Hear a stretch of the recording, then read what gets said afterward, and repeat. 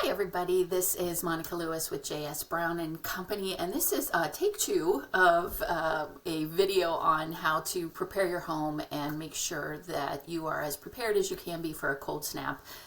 Previously recorded this last week before the big storm hit central Ohio over the weekend, but when it comes to YouTube, it's amateur hour up in here, so I apparently uploaded my trial video and deleted my actual video by mistake. So we're going to do this one again, and hopefully it's not too late to help some of you out as far as protecting your home, or maybe just in advance of the next storm we get here in central Ohio. So obviously those of you who live here know we got a big storm over the weekend, and the snow was inconvenient enough. Luckily we didn't get too much ice, but the big scary thing when it comes to homes in a lot of cases is actually cold, not snow.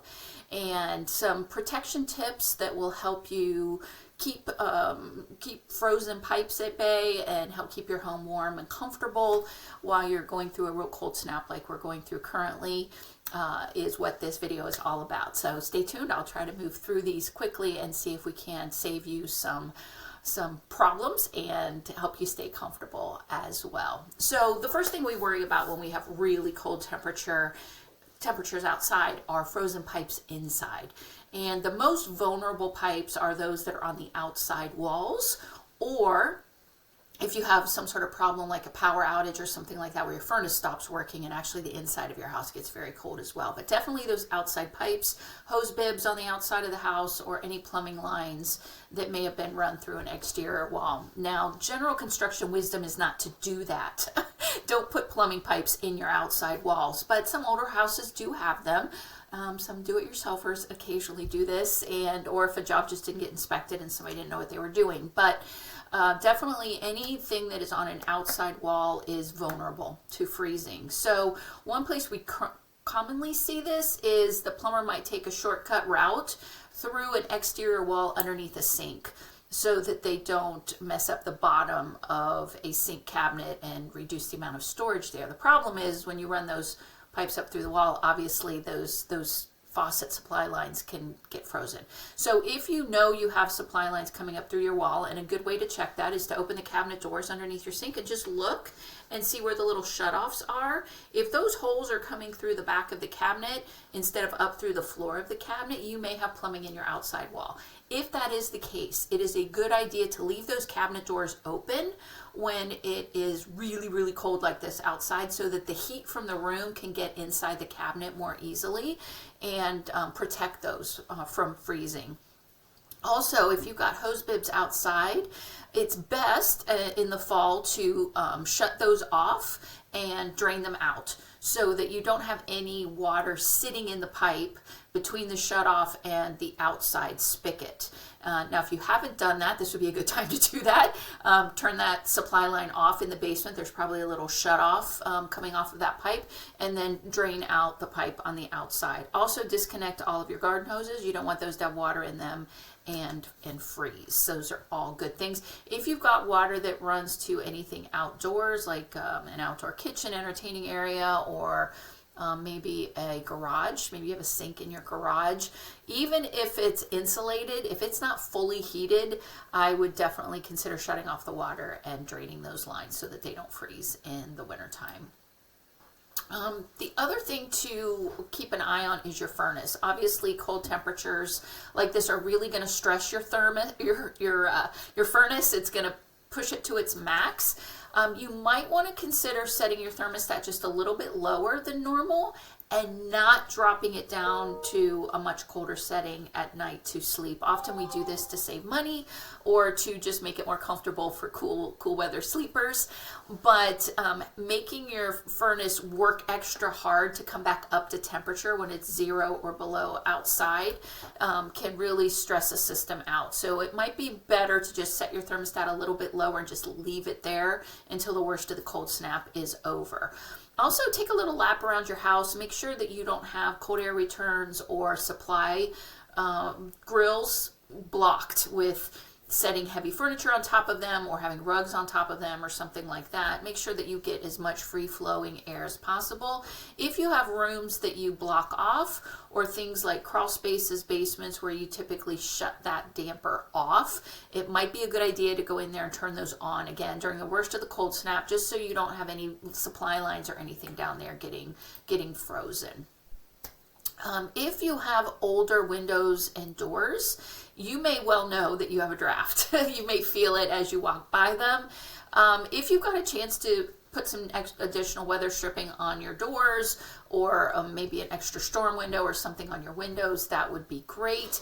But even a temporary fix like a rolled up towel or a small blanket laid in front of those drafty openings can prevent some of that cold air from coming in so readily and can keep your rooms warmer and more comfortable.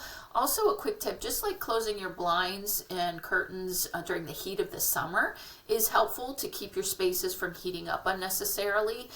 Closing them at night buffers some of that cold air that's radiating in off of the windows and can keep your rooms more comfortable.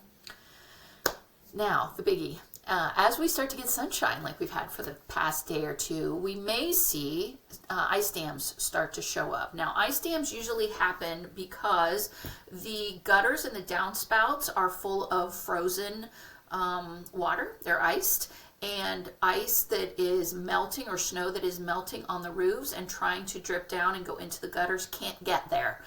They're full of ice, and you will see icicles like on this pretty picture right here. And while icicles are scenic and beautiful and sparkly, they are very dangerous if they fall on you. And even if they don't fall on you, they're usually an indicator that you may have some ice damming happening up on your roof. Now, the problem with an ice dam is that shingles are layered, like this, so that the water just runs off them. But if there's a pile of ice sitting at the end down here at the gutter, and that water can creep up underneath the gutters, then that water can find its way into your house, particularly if the roofer did not install ice guard underneath those shingles on that bottom 3 to 4 feet above the gutter. So if you do see that you've got icicles, you may want to go up there, break those off. If you're able to safely scrape off some of the snow that's up on your roof and help that water run a little bit more freely, that would be helpful.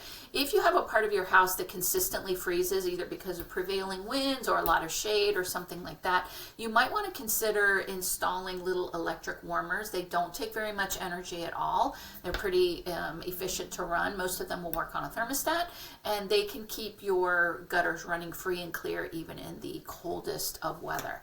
The other thing we want to make sure is that we don't have any kitchen and bath exhaust vents blocked by heavy snow on the roof.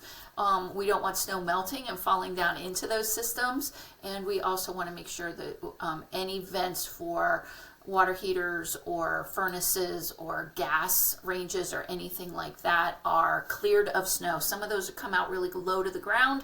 You want to clear those so that you don't get carbon monoxide in your house. When we do get a lot of ice and wind, it is very common to have power outages because those lines just can't take that extra weight and the wind both, or they blow over trees because of the extra weight of the ice and snow. So be ready for power outages by keeping flashlights, battery, and phone chargers up. I'm getting some of those little phone charger blocks chargers is helpful to keep things going for a long period of time. If you have a backup generator and you haven't run it for a while because our weather has been pretty moderate lately, give it a test, make sure that it's operational. If you have a gas powered generator, like gasoline powered generator, please do not run those in your home. It is very easy for those gases to become overwhelming, and so keep those outside and then just run your power cords into your house. It's also a good idea to have surge protectors on your panel. If you don't have one on your panel, you can get the ones that plug into your outlets. If you have expensive equipment like computers or big televisions, the power surges that are common when we have power outages, we don't want those damaging those very expensive pieces of electrical equipment. So plug those in with surge protectors to protect your investment there.